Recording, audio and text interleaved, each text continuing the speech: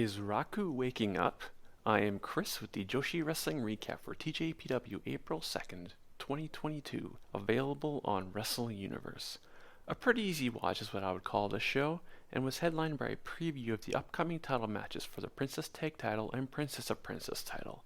Speaking of title matches, before the show started, Tjpw had contract signings in ring, which is not something you do often, so I wonder if this will be a new pattern. Usually contract signings would happen in a conference room, and not during the show. Tjpw announcer Nabo was also late, but was able to make the back end of the show.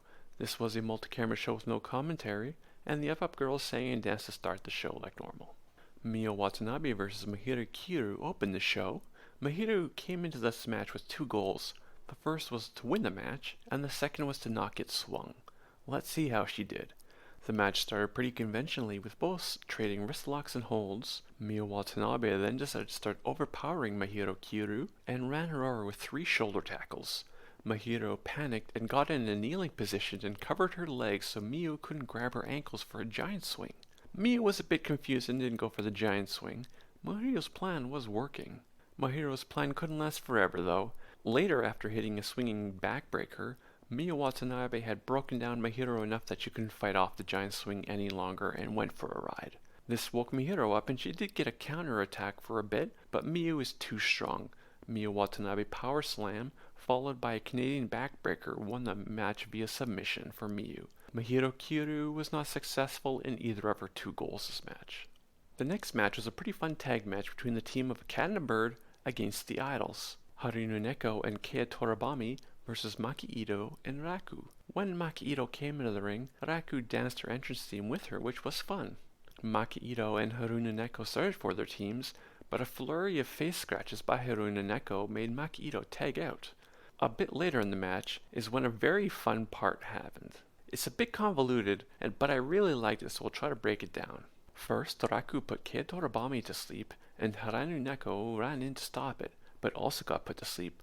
While this was happening, Maki Ito also fell asleep on the apron. Maki Ito and Saki-sama are very susceptible to Raku's lullaby attack. Raku then goes over to Maki Ito to wake her up, asks who's the cutest in the world, and Maki Ito wakes up saying Ito! Both of them then put Haranu Neko and Kei Toribami in the corners to do the Maki Ito's call-out spot. Maki Ito asks who's the cutest in the world, while Raku asks who is the sleepiest in the world, and they proceeded to rain down punches and chops on Neko and Kei's heads. The Aoshimi Express is followed by stereo Kokeshi headbutts. This section of the match was about 2 minutes long, and I was smiling the whole time. Kei Toribami and Haranu Neko put up a good fight, but Maki Ito was able to make Kei submit with the Ito special after she hit her with a DDT and a headbutt. Raku seems very comfortable tagging with Maki Ito. I look forward to seeing more of it. Another fun match followed, this time a 3-way match. Hyper Masao versus Yuki Kamofuku versus Palm Harajuku. Hyper Masao and Palm Harajuku are chaos, and Yuki Kamofuku seems fine with chaos. It doesn't bother her, she can pick her spots. Hyper Masao started like normal, asking for the mic, and proceeded to compliment Palm Harajuku for her picture-taking abilities.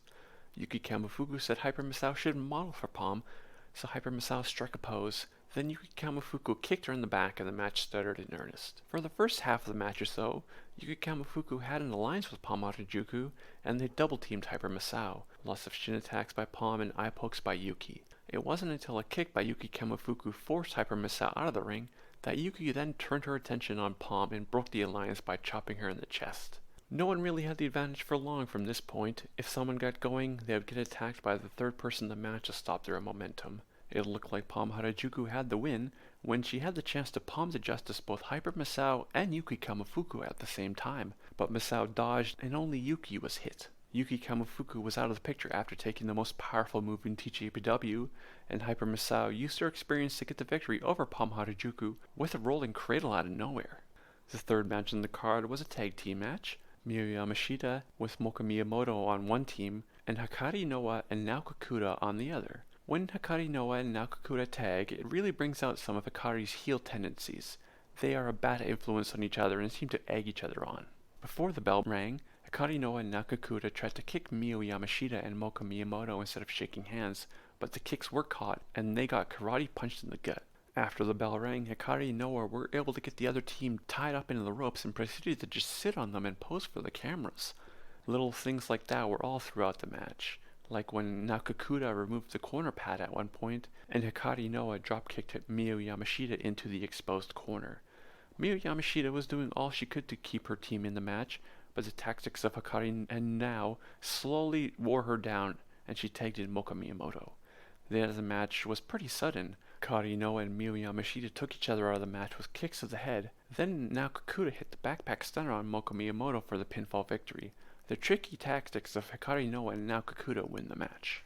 The Marika Kobashi retirement tour continues, this time in a match against Rika Tatsumi. Marika Kobashi will be stepping away from wrestling soon to focus on her university studies, and her final match and retirement ceremony will be on April 10th. This was a pretty conventional match, but much like the previous matches on the retirement tour, there was a tension in the match.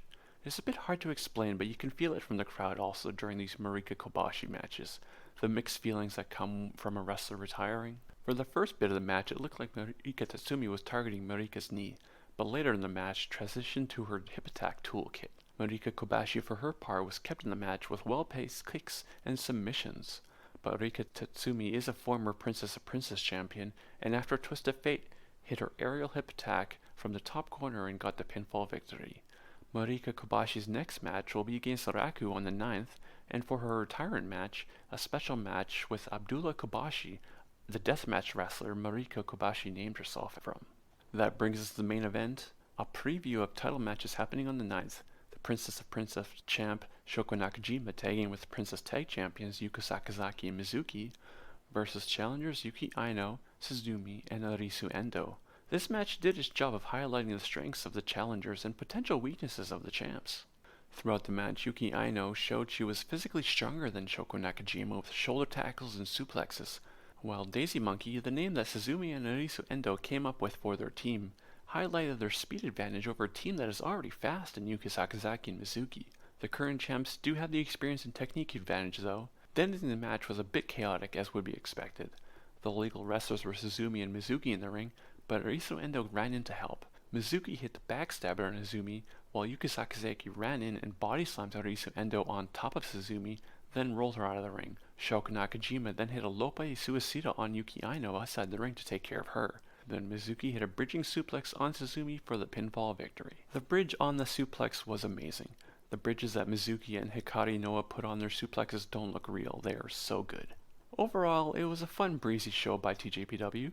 The main event is probably the most important match on the card, but the Maki Ito and Raku tag match was fun, and I like the three-way match, but I know that Pomo Harajuku ain't everyone's cup of tea. The next Tjpw show is on the 9th and looks to have a good card with 2 title matches on it. This has been the Joshi Wrestling Recap for Tjpw April 2nd, 2022. Thanks for listening.